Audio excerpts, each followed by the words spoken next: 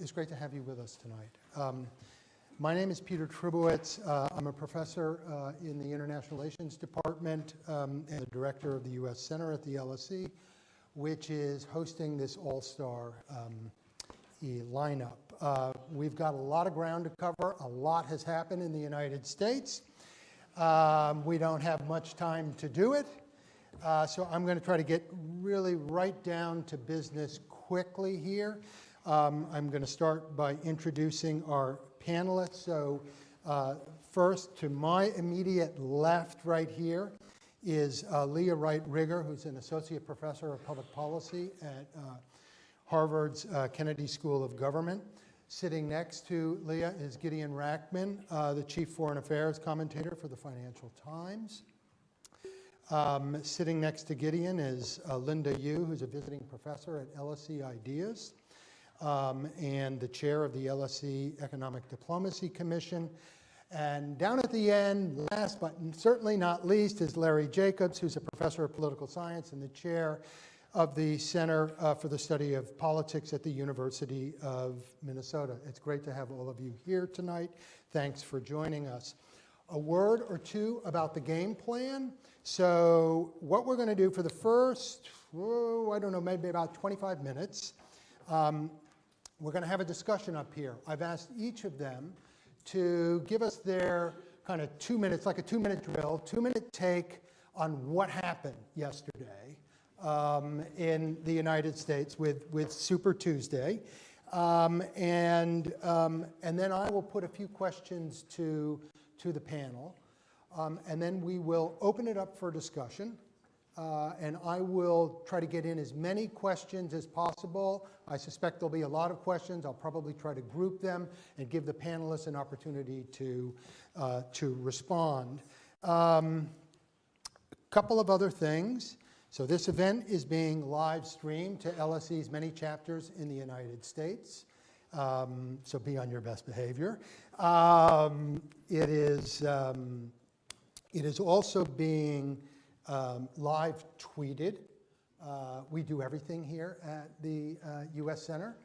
So it is being live tweeted. And if you want to, reach out to Donald Trump tonight, just go ahead and tweet. Make his day. So, and finally, let me just ask all of you to put your phones to silent because there'll be a podcast as well, but don't turn off your phones. And last but not least, you should have a clicker.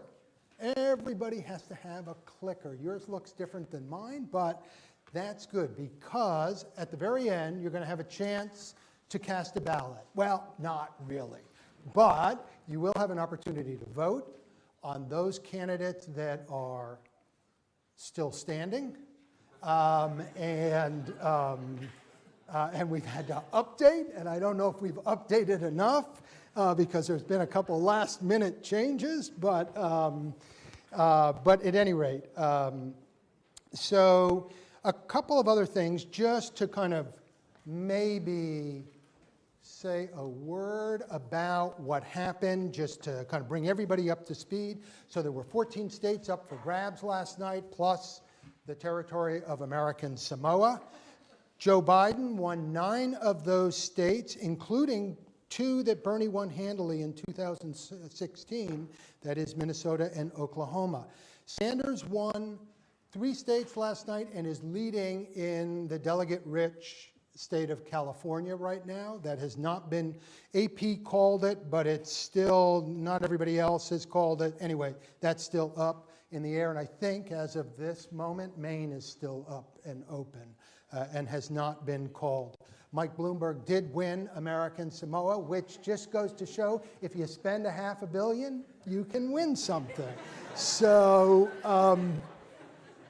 everybody is calling this a 2-candidate race right now. One of the reasons is because of the projected delegate count. This is not the actual delegate count, but once everything plays out in Texas and especially in California, that it will look something like this. This is what the expectation is. And the U.S. Center also put together for you and we will leave this up, a summary of the exit polls. The crack team at the U.S. Center got a lot of the stuff in, not everything. There are a lot of takeaways here. The panelists probably will refer to some of them. I will just flag two before we get started. The first is that it is very clear that there was a whole lot of strategic voting going on in the United States yesterday. A lot of fast-breaking movement here towards Joe Biden. Even in Bernie Sanders' home state of Vermont, that happened. And so that is the first thing. The other thing that is, there are many things to point out here, but this Super Tuesday reinforced the perceptions and the reality of the age gap that exists in voting right now, the stark age gap between Biden and Sanders, not between them personally, but between their supporters, which is likely to be more of an issue for Bernie going forward. Why? Because one of the things we know from some polling that was done by the Edison Research Group yesterday is that young people are not turning out in record numbers, and in fact, across all of the states that voted last night, the numbers were no better than they were in 2016 in terms of the youth vote share of the electorate. So that's significant, especially because a lot of old people are voting, and they're not voting for Sanders, so that's a relevant thing. Okay, I've asked each of our panelists to start us off with a short 2-minute summary. Leah, what's your takeaway? Oh my gosh. You don't want me to start with you? No, I don't want to start with me. Can I start down at the other end? Yeah. Larry. So, I got 3 things I want to tell you very quickly. The first is, I think we need to level set on what is meant by the word win. Because this is probably the only part of American politics that follows the proportional representation idea. These delegates will be shared in all these states. It's not winner take all. There's not winner take all in the Democratic primary. That means that we're going to see Biden and Sanders mostly sharing the delegates. It's not going to be a breakaway. Second point, on the first slide, on the delegate count, to win the nomination, you must have a majority. It's not just who's ahead, who has the plurality. So this is going to lead almost, well, I would say likely, 538 says it's 3 out of 5 probability that there will be a contested convention, which doesn't mean that the delegates fight each other. It means that there's not a majority, and after the second ballot, it's open, and then there's going to be a flow of over 700 superdelegates representing the party as a working operation, those in government running the party. So this is going to be a long process. Don't expect this to be wrapped up soon. It'll almost certainly, in my view, go to July in the convention. Second point, what happened last night was a reflection of the very, very deep animosity towards Donald Trump. It is the only explanation. When you look at support for single-payer health care, for instance, there was a clear majority in state after state that favored it, and many of those people still voted for Biden. But here's what was driving the vote. In most states, you had at least a fifth, and often more, who said they were angry at Donald Trump. The other 70% or more said they were very dissatisfied. Those are high numbers, even among Democrats. So that's point 2. Point 3 is this is not America. This is not the American voter. There is nothing to be generalized from what's happening, or very little that we should generalize from what happened last night for the general election. This tends to be a very liberal slice of America. The rest of the country is going to lean more moderate and conservative in this group. For instance, when you look at Bernie Sanders, he had a 22% advantage among those who support socialism. Whereas if you look at polling among Americans and registered voters about the idea of socialism, it is decidedly a negative reaction. Ditto on other issues. For instance, if you look at who describes themselves as liberal, last night, 2/3 described themselves as liberal. in the general electorate, it'll be closer to about a third. So point being taken, this was a very unusual, kind of cross-section of America. It's not representative, and this is going to be a battle. And I think these two candidates are going to be facing each other for months on end. Great. Linda, can we go to you? Sure. So I probably, my couple of takeaways. The first one is, I don't want to repeat what Larry says. I'm going to try and focus on a couple of areas. The first thing is we often hear that the first four, primaries, caucuses, people read way too much into it. It's all not representative. So I found it fascinating that after Saturday, South Carolina, you saw the dropout of Pete Buttigieg and Amy Klobuchar, who then immediately threw their support to Biden. If you look on that chart, 49% of the exit polls, those who decided later, it seemed this idea of having momentum, who you appeal to, and this, again, very small set of races seems to have made an impact. And I guess this is why, if you look at why some of these earlier states insist on going early, there might even be some reason to it. But I still think people read way too much into the early races. But I think what's interesting about Super Tuesday is that some of the patterns that we're likely to see throughout the rest of the race is already evident. Interestingly, I think he's the oldest candidate in the race. Bernie Sanders appeals to the youngest voters. Somebody needs to explain that to me at some point. But the ethnic makeup is also interesting. Latinos, as you can see there, they supported Sanders in greater proportions than African Americans. African Americans supported Biden. So I think some of these will be very important as we go through the primary season. And I agree. I think we're going to get to July, and it's going to be a pretty long, drawn-out race. And I think the second thing that I wanted to just mention is we often hear, and this completely comes from the 1990s, so apologies to those of you who don't remember the 1990s. Don't raise your hands. Don't raise your hands. And in the Bill Clinton campaign, there's a really memorable saying that came out. It's the economy, stupid. And that's much been the mantra for thinking about the dynamics of a presidential campaign and race. Leah may know this, but I think it came from Gene Sperling when he was the James Carville. James so it was the Carville. James Carville, that's right. And so, so I think this. So to me, it's interesting. So I'm not suggesting the economy isn't important, but healthcare is an important issue. And there's obviously been a lot around Obamacare. But the economy does tend to be important because oftentimes people do want to know how their own lives will be. And we are facing a challenging time right now. When we all gathered in the green room earlier, nobody shook hands. I tried to shake We it. did. And reared backwards. Like Then we went to the bathroom to wash. But I guess we can talk more about it. But I think my quick wanted to raise it because it seemed as if in the 2020 race, the economy this year was beginning to stabilize and pick up. So we were in the down part of the business cycle the last 2 years. Fed cut rates 3 times last year.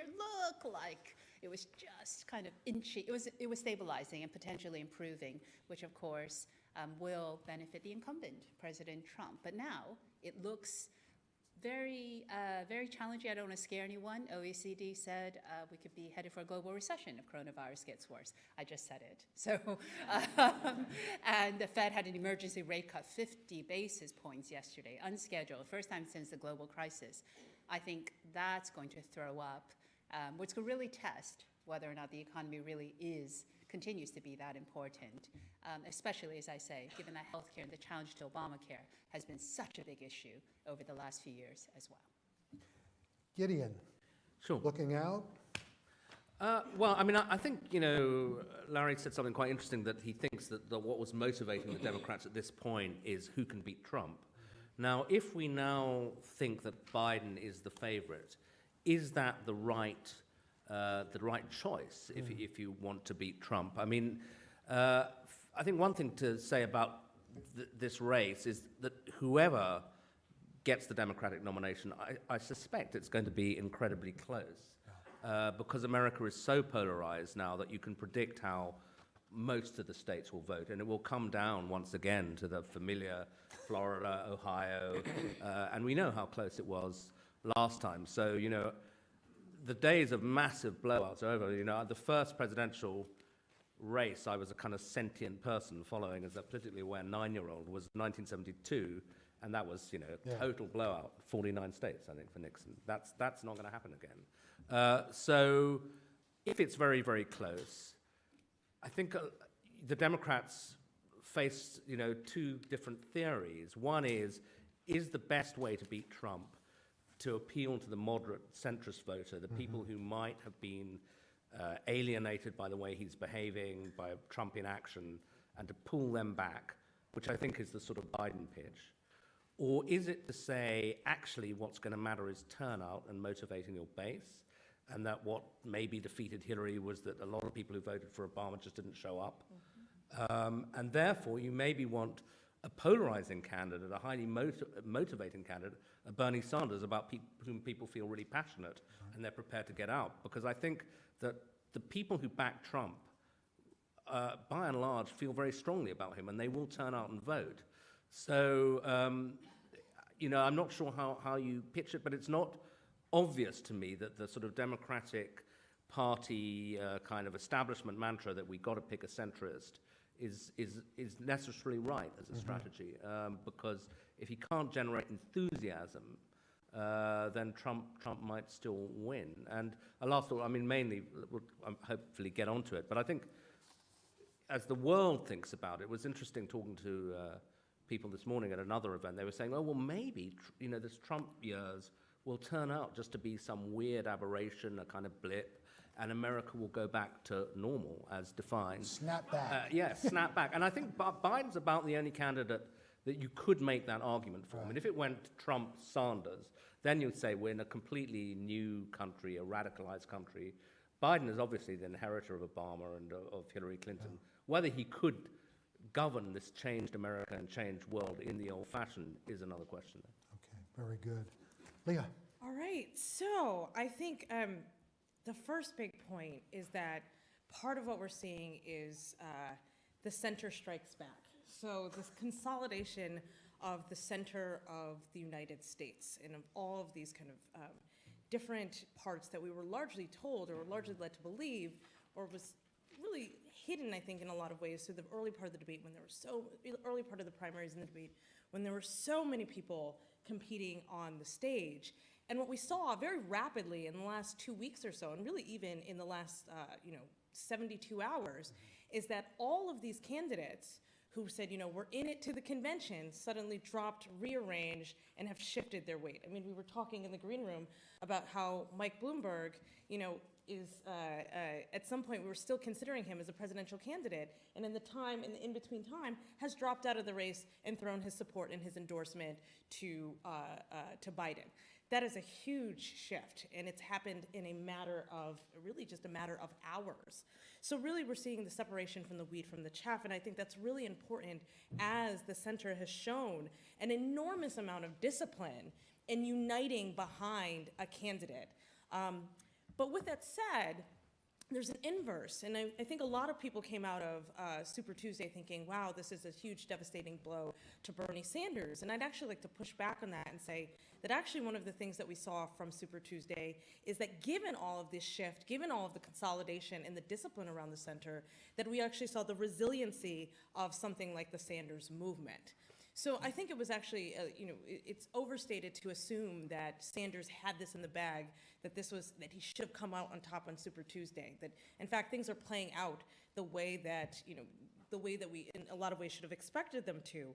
But the fact that the Sanders movement, largely propelled by Latino voters around the United States, managed to hang on and has now really narrowed and changed the game to become a race between Joe Biden and between Bernie Sanders is incredibly important moving forward. And I think as I share the rest of the panelists' points, that this is not the end of the road. In fact, this is essentially the circling of wagons around the two main characters. Now, one other thing that I'd like to throw out here is that even as the party begins to sort out who they want to support, I think it is important, and maybe we can come back to this in the discussion, to say how did we end up with two, no offense to geriatrics, but two geriatric white men as the face of the Democratic Party in 2020, when after 2016 we said that we needed something radically different and actually representative of the base of the party.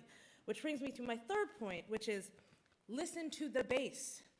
And I think this is the lesson for, supporters of, say, Sanders, who largely felt, again, like they felt in 2016 that they could be propelled into winning the election without the base of the party, which is black voters. And we saw up on that screen that overwhelmingly black voters chose not just Joe Biden, but when we combined Joe Biden with Michael Bloomberg, right, which everyone said, no, they would never do that, that would never happen. What we actually see is that it was an important preventative measure and actually a really important part in consolidating the center. So it turns out you actually do have to listen to, say, black voters if you want to be the Democratic nominee. Now, the same thing goes, however, for Joe Biden. If you want to solidify that lead, you actually have to listen to what Latino voters are saying. And in fact, Latino voters, particularly in California, have been very vocal about the kind of outreach that the Democratic Party, Joe Biden, Barack Obama have failed to do, and their dissatisfaction with the immigration policies of the Obama administration. And now that is showing up in the primary system. So part of what we need to be paying attention to is, what is the base saying, as opposed to what are pundits, analysts, and scholars saying from the top. And I think this was also very much the message of 2016 on the Republican side of things. And then the last point I think that I want to make is that we should be looking for the red flags. And I really want to stress this because there were a whole lot of red flags in the lead up to 2016, particularly in the primary system, that media, journalists, even scholars largely ignored, including consolidation around social movements, right, on the left and the right, and turnout and enthusiasm levels, particularly around groups that Democrats were counting on, say like young voters or black voters or things like that. And one of the things that Democrats, if they really want to win, if they really want to beat Trump, who is really has a base that has a Republican Party that has consolidated around him, one of the things that they have to do is they have to generate Obama-level turnouts among black voters, Latino voters, amongst young people, and amongst older people and suburban white voters. And they have to do it in swing states, and they haven't yet figured out how to do that. So look out for the red flags. All right, well, that's great. I'm going to open it up shortly, but I suppose just to pick up on this last point, not so much about the red flags, but what Sanders needs to do, what Biden needs to do. Do we have any Sanders supporters out here? I'm assuming we do. So what is it that Sanders needs to do to broaden his base? I mean, is it, we're hearing a lot, part of the problem, as you point out, is with African-American voters. Part of the problem is with college-educated suburban white women. He doesn't resonate with them either. Part of the problem is with old people. They don't trust him. The socialist label seems to work there. What is it that he's got to do? I'm going to ask the same question, or with Biden, because Biden also, as you, I think, correctly point out, has to expand his own base. There are parts of demographic groups that are just not in favor of him. So if you're the campaign manager for Sanders or you're the campaign manager for Biden, what do you do between now and July to try to win, but also to take some of the venom out of the campaign? Somebody want to jump? Well, I'll have a go at it. I think if you're Biden, you look at the numbers and you think, if I get to the convention, then the superdelegates who are unpledged will swing it towards me. So I don't think he'll necessarily adjust. And on the venom point, I'm not sure it's necessarily in their control. I remember one of the things that, in retrospect, assumes much more significance, but being at the opening of the Democratic Convention last time, and the day it opened, or the 2 days before it opened, suddenly all these emails were leaked, which seemed to show the Democratic National Committee, plotting against Bernie Sanders, and it completely poisoned the opening day of the convention, poisoned relations which were already fairly bad between the Clinton and Sanders camp, and set things off on a bad footing from which they never really recovered. And maybe a lot of those Sanders voters, were alienated right then and there. But we only know in retrospect. I was looking back at an interview I did with somebody, and they said, well, maybe this was a hack from Russia, and we said, God, that would be so weird, wouldn't it? And it was only later that we realized that this was really quite a significant moment. That was a key Russian intervention in the election. So I'm not sure it's within the power of these two candidates, given the polarization of America, the polarization of the Democratic Party, all the other forces, to calm things down. I think it's going to be pretty nasty. Larry, you had your hand up next, and then I'll go to Linda. Well, I think I agree with Gideon that what we're looking at now is consolidation. In 12 days, there's going to be another kind of slew of elections. It's going to be places like Florida, where Joe Biden currently has a double-digit lead. It's going to be Ohio, where he also appears to have a lead. And it's going to be Illinois, which plays to the coalition he's put together, where he won in every region of the country when he was not supposed to be able to do this. So I don't think Biden's going back to the drawing board. I do think we are going to see a shift within the next month, and the shift is going to entail beginning to identify coalition partners, and we'll start to see people coming forward. These will be people who would presumably be in the running to be in the cabinet or play prominent roles. It's possible we're going to see an early process for identifying a vice presidential candidate.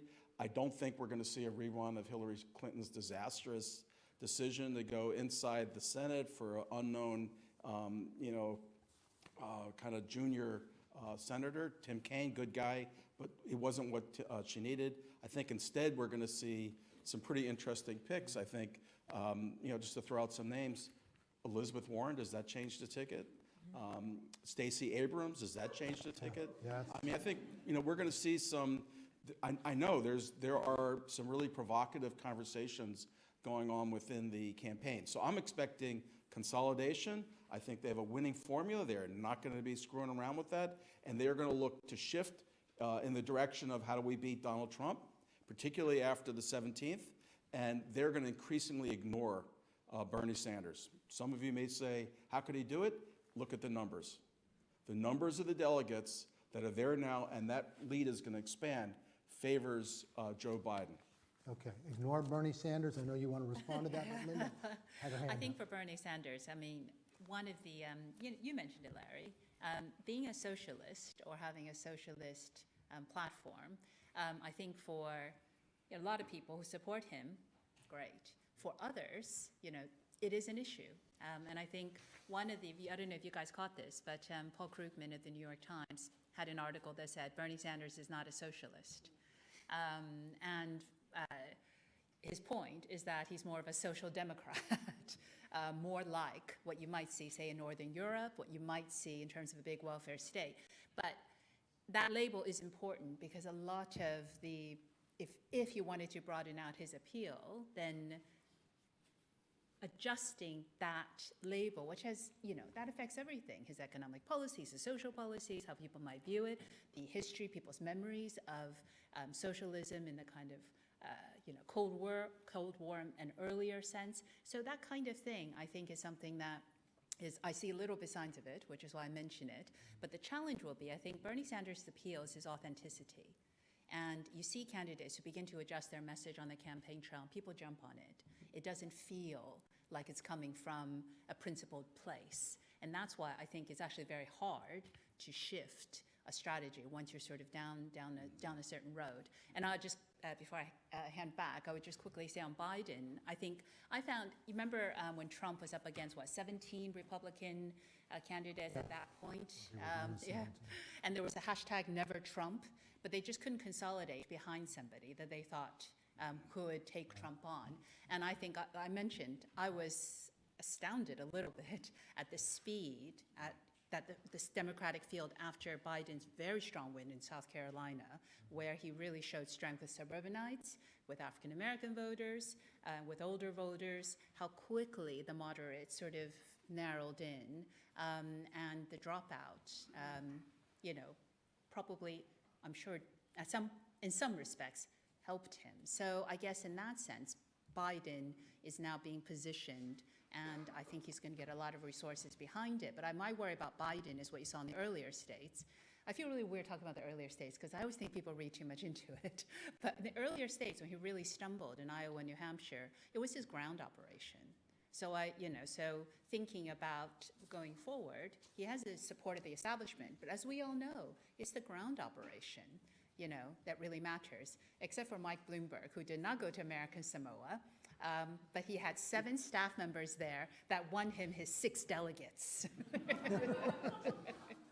So, Leah. Yeah, sure. So if I'm both candidates right now, I'm in a mad rush for getting on the phone with Elizabeth Warren, who we've kind of conveniently erased from this conversation, but Elizabeth Warren and Stacey Abrams for a couple of different reasons.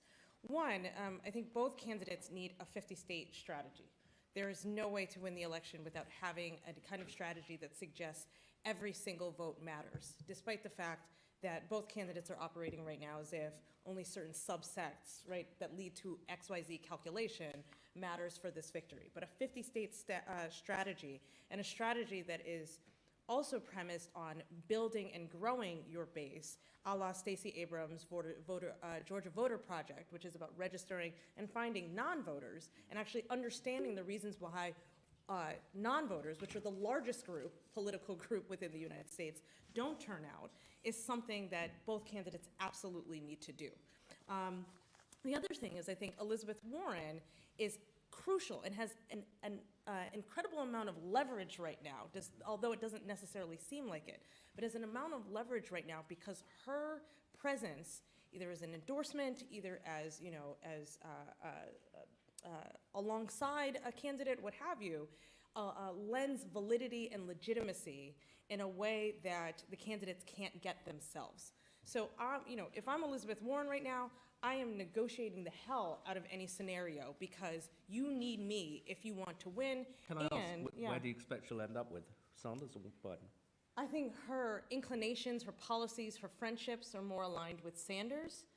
But I think in order for that to happen, the Sanders campaign actually has to be willing to negotiate with her.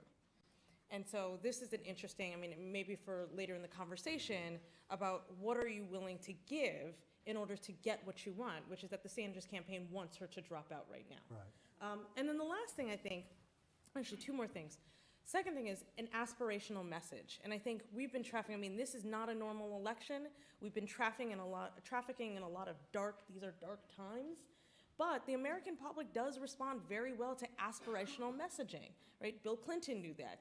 Barack Obama knew that. Even Donald Trump, in